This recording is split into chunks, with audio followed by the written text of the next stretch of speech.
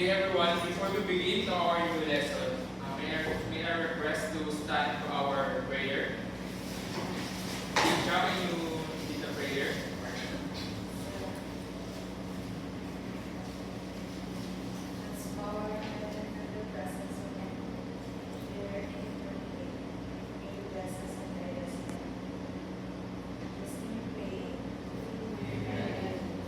Good afternoon, class. Good afternoon, sir. Before you take your seat, kindly check your surroundings for any trash and sit properly in a decent way. So, before we start, may I ask the secretary who is absent today?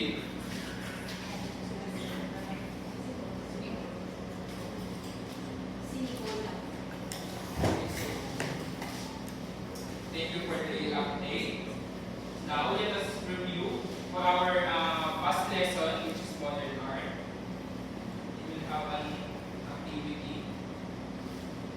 So bago tayo tumungo sa bago nating aralin, tatanong ko kayo kung ano yung mga natutunan nyo kahapon sa ating aralin na modern art. So ang instruction, ipili kayo ng isang artwork and then i-define nyo kung anong style, kung anong klaseng genre yung artwork na itong tatlo. So, anyone wants to answer? Can you raise your hand? Yes, Ivy. Kindly choose an artwork. Yung first artwork. What kind of art? Pop art.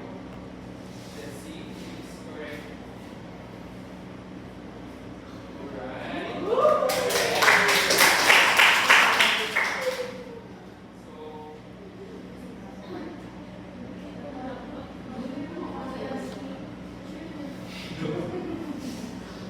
Who wants to answer? Yes, Mark? And you choose an artwork.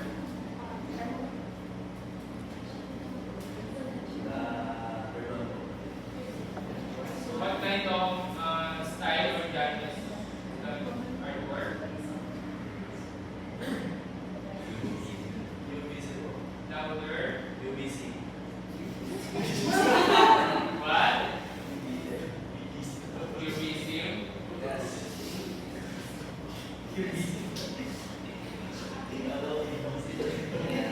Correct. Cubism. See the picture.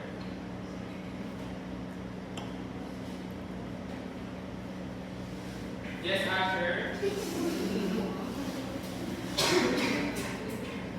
What kind of style or genre artwork?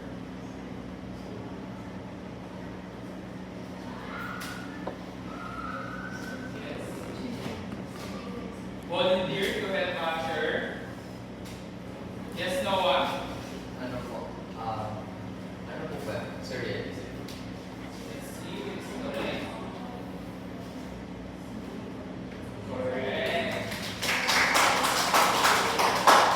Before we start our lesson, we will have an activity called Techno Talk. Okay. So dito, may tatlong boxes. Ang gagawin nyo lang, ipili kayo ng isang box. Then, may mga pictures kayong na-guess nyo kung anong klaseng artwork yun. So for the volunteer who wants to answer. Yes, Janelle. Can you choose a box? Box. Okay. So, sa basis na nakikita mo, what kind of artwork siya? Or saan siya ginagamit? Or anong klaseng medium ginagamit niya?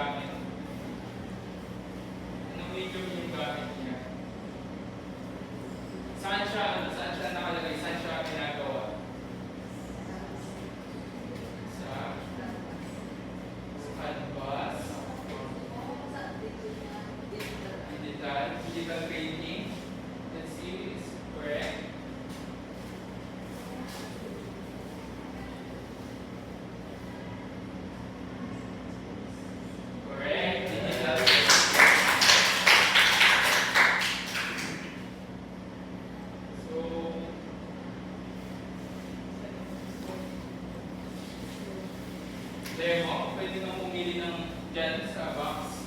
Maliban sa box 2.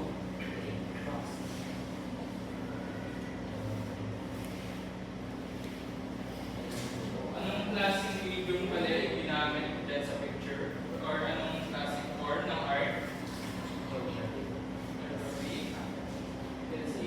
Correct. Correct. Another one. So, can you choose box? Christine? Box Box 1. There you go. So, what kind of art is that? Or saan mo siya ginagamit para makapag-produce ng ganong artwork? Anong app or gamit? Ano yung gagamitin? Collage. Collage? Cellphone. Cellphone? Let's see. Mobile art. How many boxes there? 2.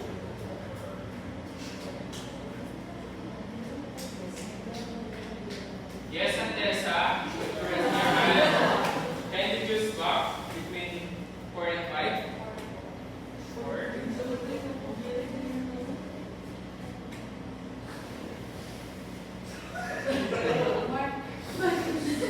Jamar. So, basta nakikita mo anong art siya. So, makikita mo sa una, ayun yung reference, pero ganun yung nalabasan ng klaseng art siya.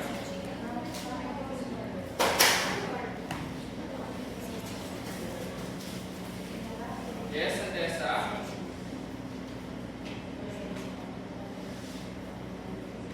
Na gamit ngayon. Let's see. Good. Computer generated. Yes. For the last box.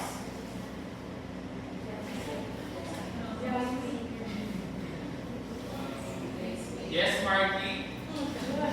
Here's your box of picture.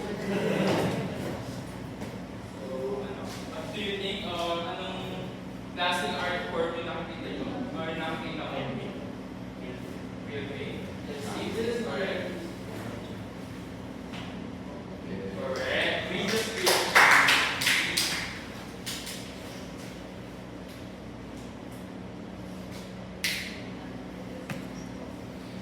Last, base dun sa mga pictures na gines nyo kanina or nulaan nyo, ano pala yung magiging lesson natin ngayon? Anyone? Raise your hand to want to answer. Yes, Ellie? I think our topic for today is technology-based.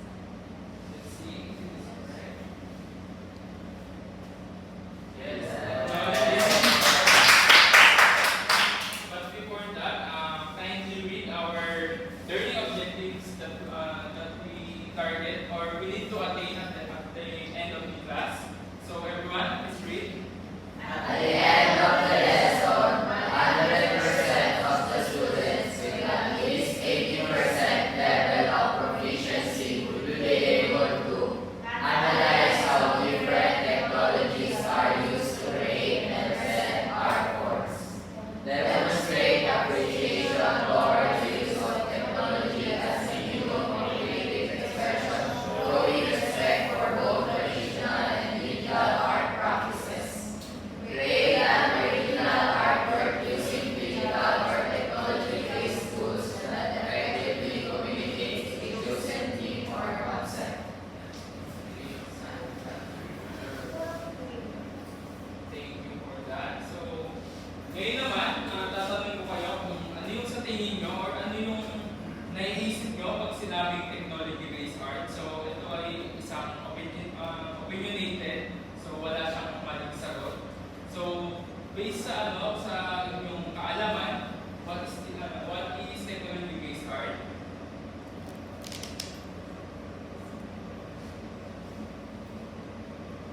Yes.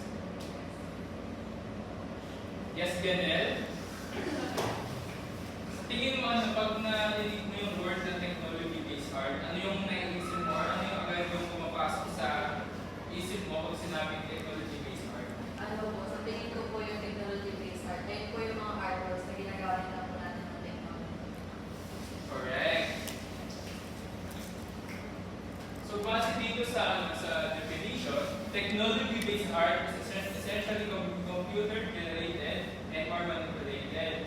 Through the centuries, visual artists use actual brushes and palettes and a whole array of paints, inks, natural pigments applied to paper, canvas, fabric, stock walls, and ceilings. So, pag sinabi natin technology-based art, ginagamitan siya ng mga technology. Ganun ka simple. So, ganun sa visual art, so nakahiwalay siya. Meron dalawang core, yung traditional, which is yung ginagamit ng nakahawakan talaga natin at na-feel natin. Then sa digital, ginagamitan natin ng apps and technology. So, tatanungin ko kayo kung ano yung base dun sa past lesson natin, ano yung mas preferred yung gamitin ngayon, kung traditional or digital ba na paggawa ng isang artwork? Raise your hand. Yes, please. For me po, sir, traditional pa rin po. Someone na hindi po gaano magalaw sa technology.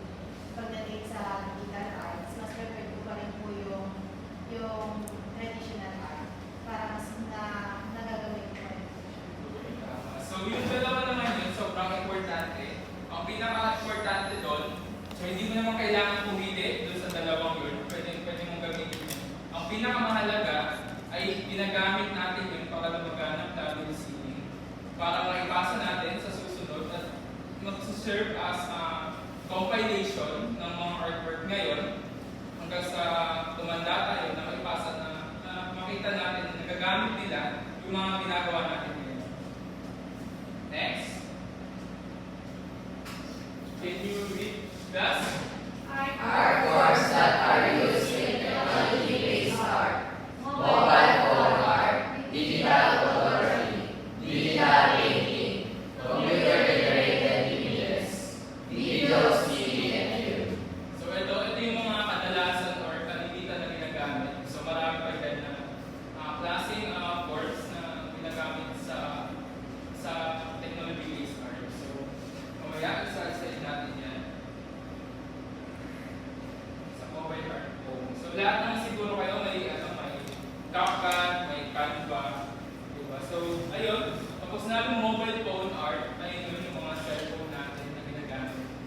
Pag sinabing mobile, ayun yung mga agad natin na nadadala, which is yung cellphone.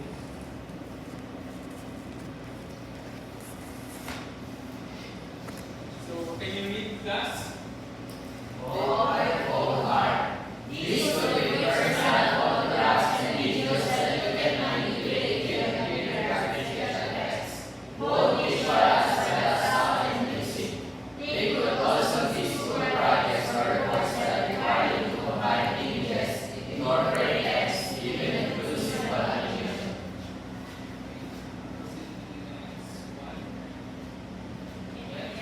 What did or ano yung naisip ko pag sinabi computer generated images na hindi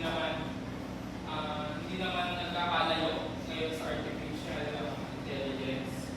So ano yung naisip ko pag sinabi computer generated images or CGI? Yes, Noah? By the word po sa computer generated images, very useful po siya and lagi na i-utilize, especially sa mga movies. Dahil lalo na po sa mga sci-fi, mga action, mas nagagamit po siya na from reality na mas nahihirapan nila i-achieve.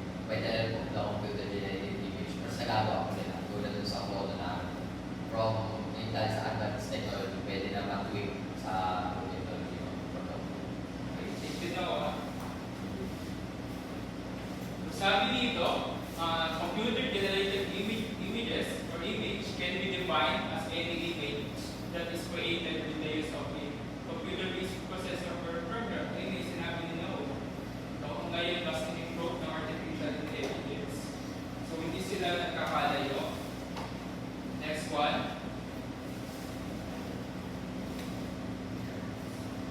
Ayan yung mga tools na ginagamit ng sa CGI. Ayan, hindi ko na isa-isahin, pero pwede nyo siyang gamitin kung gagawa kayo ng computer-generated images. Next one is digital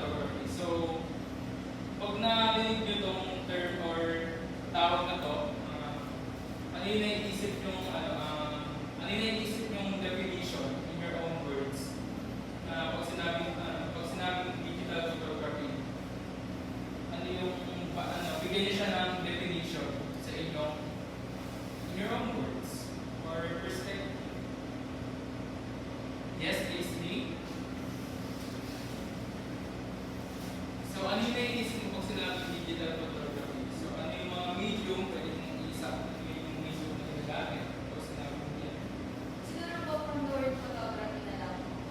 Ang naisip ko is parang yung mga artwork na ginagamit na ng camera. Like, yung mga artwork na sinasabi niya is yung mga pictures na nakuha niya ng iba-ibang shots. Like, merong portrait, ibang style ng pagkakas. So, can you read the definition of digital photography? It is recording the image using a digital camera or device with built-in camera. So, it's recording the image using a digital camera. So, kanina sa mobile, di ba sa cellphone natin, meron tayong gallery. So, ay dito naman sa camera, gumagamit tayo ng DSLR. Doon natin kinocompile yung mga pictures. So, ay yung pinagkaibahan ng mobile at ng digital photography. Pero same sila na nag-collect ng mga images. Image versus DSLR. So, sabi naman dito, can you read class? Ang more Type of digital camera which automatically makes all the adjustments like focus, zoom in and zoom out, even removal of red light with the user being given something So dito naman sobrang convenient, marami na rin gumagamit nito kasi nga mabilis na nagagawa yung trabaho pag ginamit itong point and shoot. Mas nagiging maayos yung natin pagkuha ng shots. So mas gamit na gamit siya ngayon rather than DSLR. Diba sa class? The digital single lens reflex camera also provides awareness and instant review features of point and shoot type of digital camera that gives the photographer much more artistic freedom and control to select the camera settings to create a desired final image with the preferred visual effects. Yun, so dito naman sa DSLR, kaysa doon sa nauna, mas automatic, mas mabilis. So dito parang mano-mano mo siya talagang gagawin or gagamitin rather than sa nauna na mas mabilis na ginagamit. Next one. Itong susunod, alam ko na lahat naman meron nito. So, last, ano yung mga ginagamit or ano yung mga games na nilalaro niyo? Yes. Next, ano ba? Valorant. COD. COD dito. Candy Crush. So, sabi yan, last page is Similar to image creation and manipulation, it is now possible for video game fans to become video game creators themselves. Online tutorials and guides are available on sites like eHow, Instructions, and YouTube. So, sa tingin ko, bago kalingin natin yan, so, gaano ba kayo kadalas naglalaro ng video games ngayon? Every day? Every time? So, ayun lang, itong video games, isang ginagawa natin siya pag pastime natin, pag meron tayong video. So, meron tayong alam na ginagawa. So, gusto lang natin malibang. So, ito yung gagamitin natin na technology-based art para makapaglibang, maging parang maalis yung mga ano natin, yung mga stress natin sa mga work natin or anong ginagawa natin bago tayo pumatay or tumuloy sa mga activity na gagawin natin. Ayun yung mga examples, no? Wine stencils and paper. So,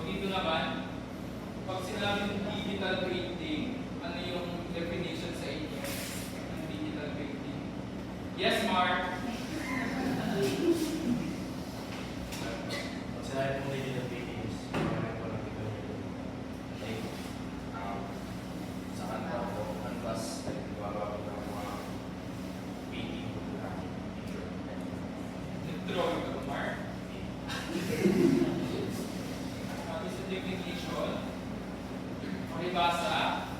Digital painting is a method of creating an artwork using a computer.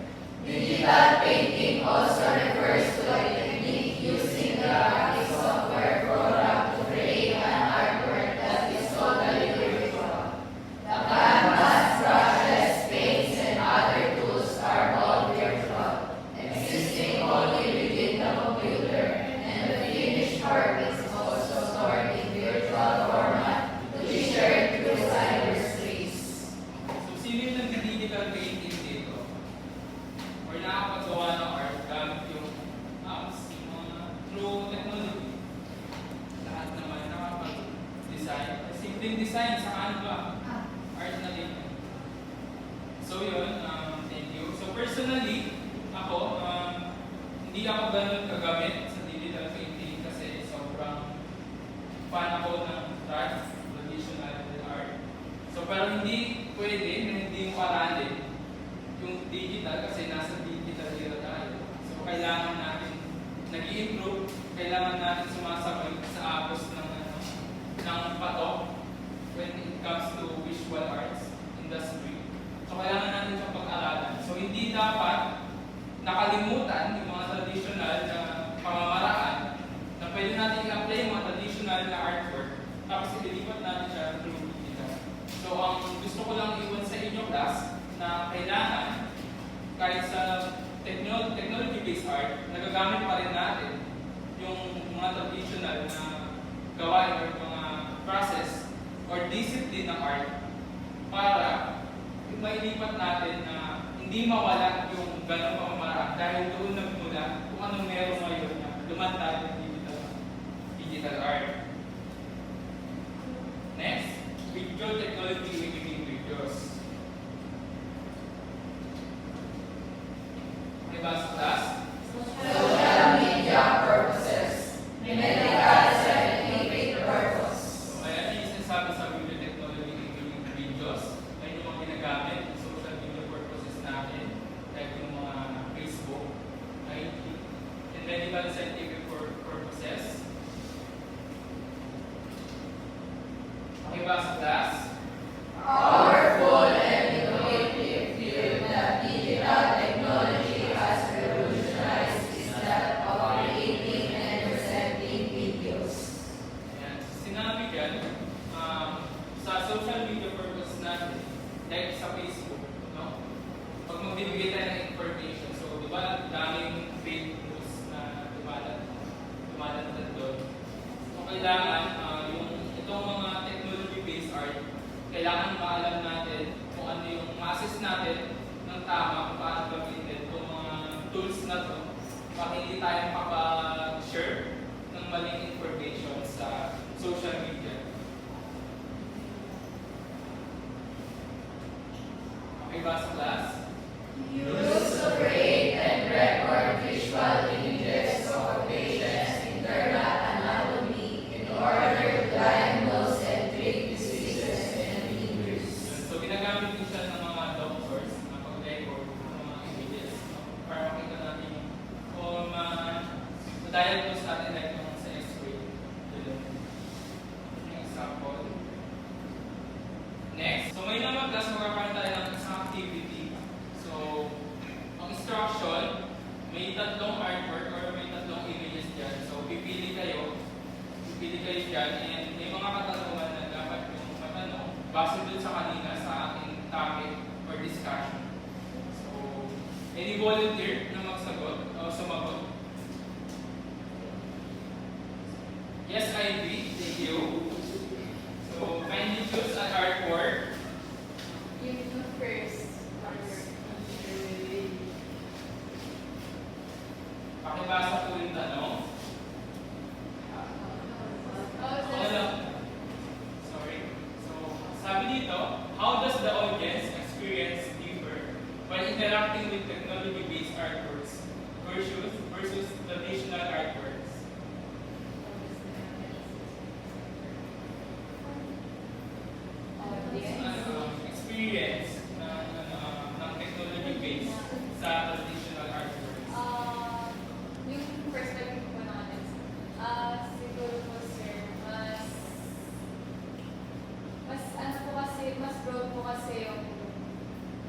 gumamit na ng technology-based artwork. At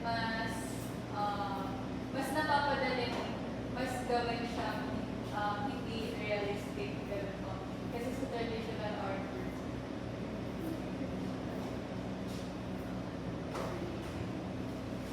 yun. Kung i-compare sa traditional artworks, mas detailed din po yung mga technology-based artworks. Compare sa traditional artworks. Yun tama, thank you. Yung sabi naman dyan, sa terms naman ng visual arts, pansin nyo kapag ang dami ng mga ngayon, dami ng mga digital artists na dahil sa mga tools na lumalabas na bago. So parang nagiging tunggalikan, nagkakaroon ng labanan between sa traditional at sa digital na technology-based art. So lalo na ngayon sa mga bata, sobrang saya nila pag yung mga artwork or nakikita sa technology ito, mga filming. So pero kapag rather than traditional artworks, mas kumunti, parang konti talaga yung tumitingin dahil yung mga iba parang tingin nila parang boring na ganun. Since parang nalilimot na yung ganun mga maraan. Since tayo nasa digital tayo. So next.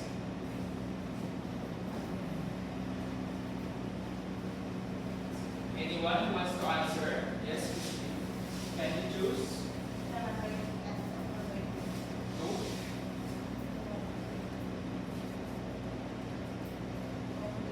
Pakibasa mo na po ang tanong. How do technology-based artworks reflect or respond to current societal, cultural,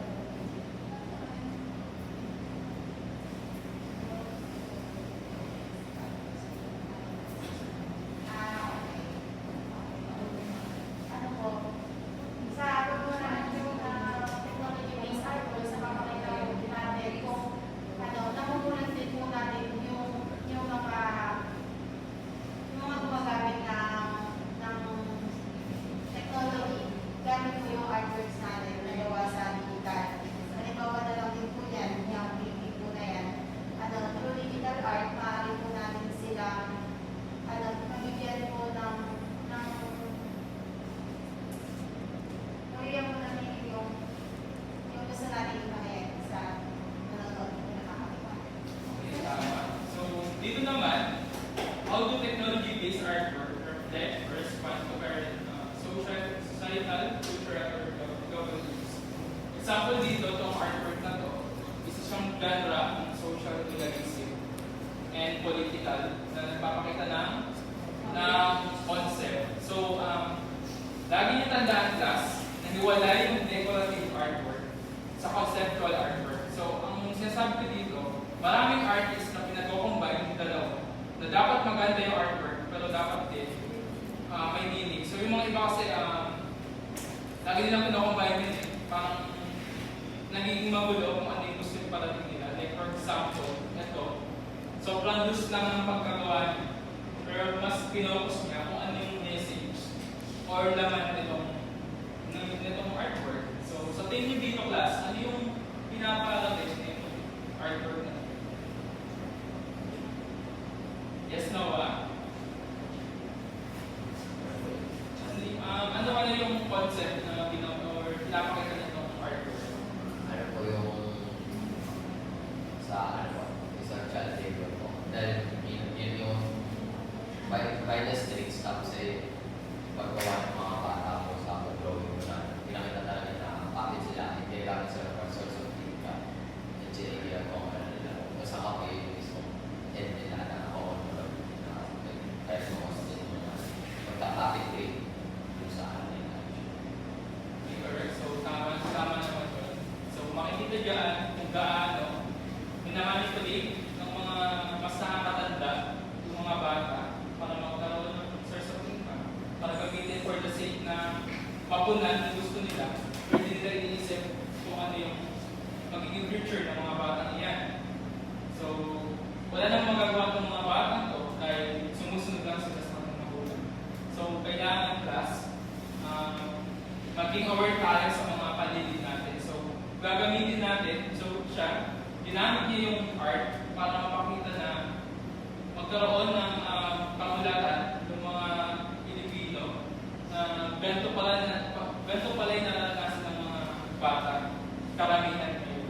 So, kailangan class, gusto kong iwan sa inyo na gumawa kayo ng artwork na mapapaisip yung viewer na ayoko nga mali pala yung ganun pamamaraan or hindi na tama yung nangyayari sa Pilipinas. So kailangan bilang bata pa, nagiging mulat tayo kung ano yung nagkakaroon tayo ng pake lalo na sa ating government na gamitin natin yung technology-based art para makapagbigay ng information para mabago yung tao yun, para maging may tama yung pananaw niya na nakikita natin yung mali, na kailangan pigilan natin yung mali pananaw na yun. So, magagamit natin yung technology-based art. The last one. Volunteer wants to answer. Yes, Ellie.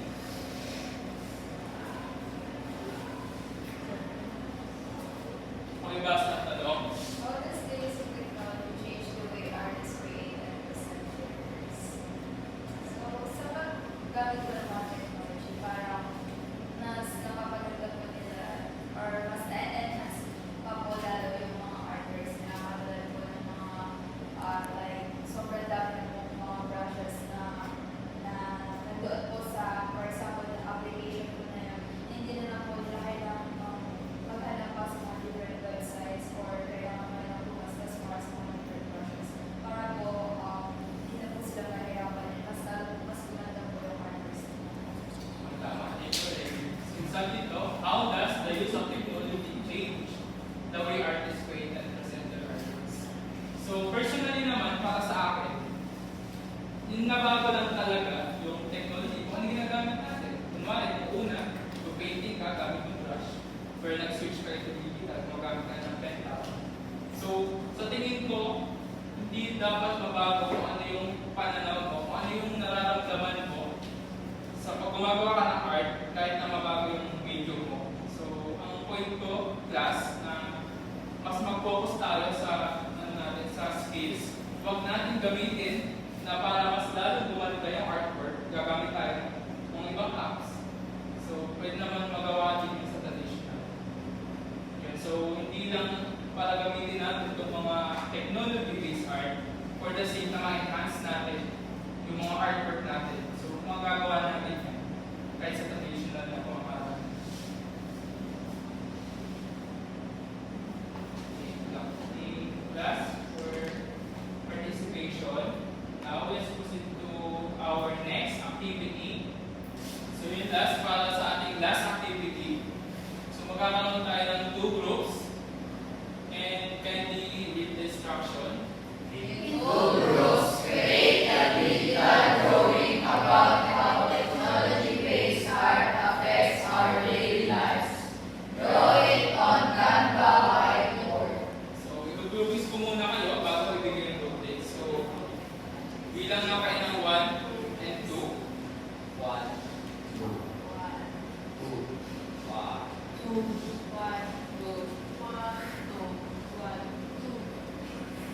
So, lahat ng 1 dito sa harap, then lahat ng 2 na doon.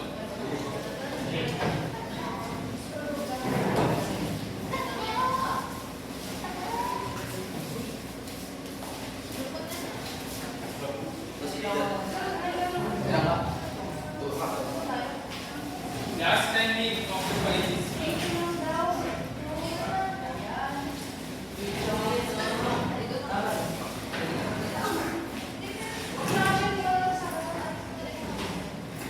Ngayon, pwede doon.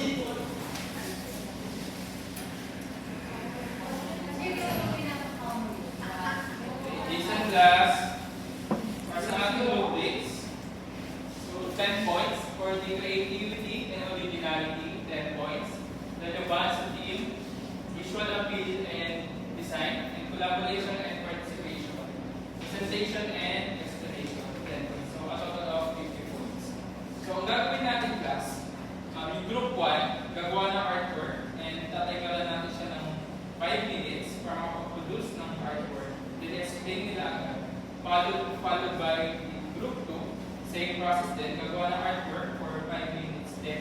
i-escape yung artwork. So, naiintindihan mo, class? So, group 1, kindly wait.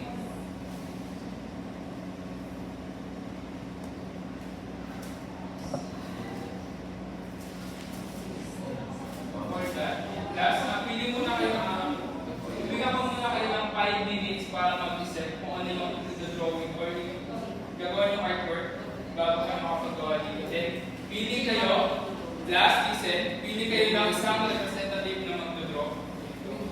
Then, so, kung mag-represent naman, pwede na kayo lahat mag-present. Then, magbigay kayo ng mga insights. Timer, start.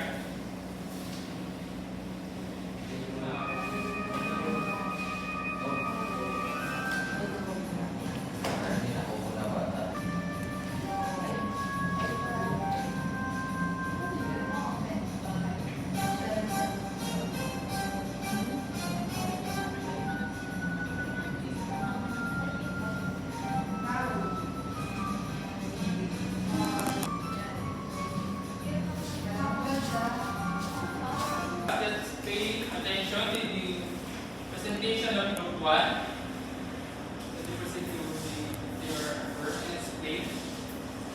Ayan. So, magandang araw sa inyo lahat. So, ito yung ginawa namin. Pali-scale yan ng digital at digital. At nakita nyo naman na very unbalanced kasi sa panahon ngayon, parang digitalized na yung mga kabataan natin. Kahit anong gawin ko talaga since kahit mga parang 4 to 5 years old, puro cellphone or gadgets nga nila. Then, kaya yun yung ginawa namin concept. Kasi sobrang, ayun talaga, napapanahon. Then, yung kaya naman sa lesson natin, hindi na masyadong nakikilala yung natin, yung traditional art.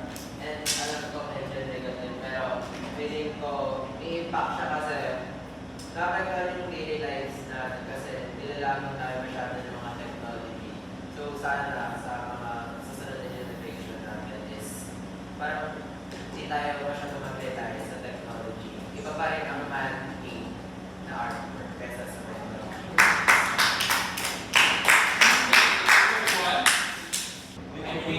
Maybe dito ko muna. Papabigyo lang ako mapupunta ko. Alam mo naman sir.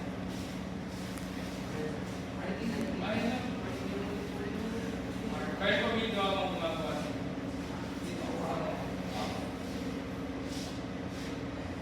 Top 8. Ano ba ang top 8? Ano yan? Lakas, no? Ano yan ba? Bilang pala card.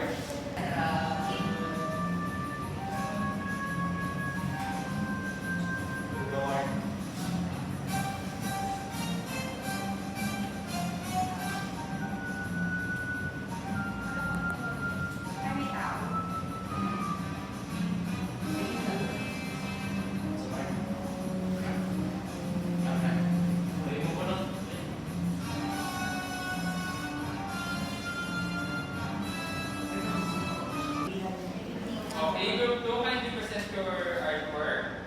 Who's the presenter? Noah?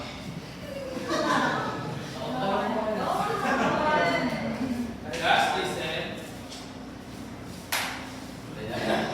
So sa ano namin po is, tingnan po sa digital na ano po. So marami talaga na integrate po ngayon. Tulad nito sa Lamin, sabi na rin po, VR po siya. So meron na rin dati kung gagamit niya sa amin, parang ordinary lang siya, di ba? Parang pang style o gagamit natin. Ngayon merong technology din na tinatawag yung meta glasses, yung Ray-Ban na pwede pang record, o yung sa Apple na pwede pang VR. So with the phone, tapos yung sa light bulb, or pwede natin i-symbolize sa innovation. So marami talaga natutulong, mas napapadali, mas naiis yung work natin dahil sa technology. And then nakadila kasi natutuwa siya. So, yung dalawang artwork na pinakita nyo, sobrang husay, sobrang galing. Sobrang score, group 1, 48. Then, group 2, 49 points. So, and base dun sa mga activity ka sa lesson natin ngayon. So, ano yung natutunan nyo sa lesson natin ngayon? Yes, Janelle? Natutunan ko po is yung how important po yung technology din po sa mga artworks din po natin. Importante din po ang traditional, pero mas advanced po yung technology sa traditional. Yes. Another one. What's the answer?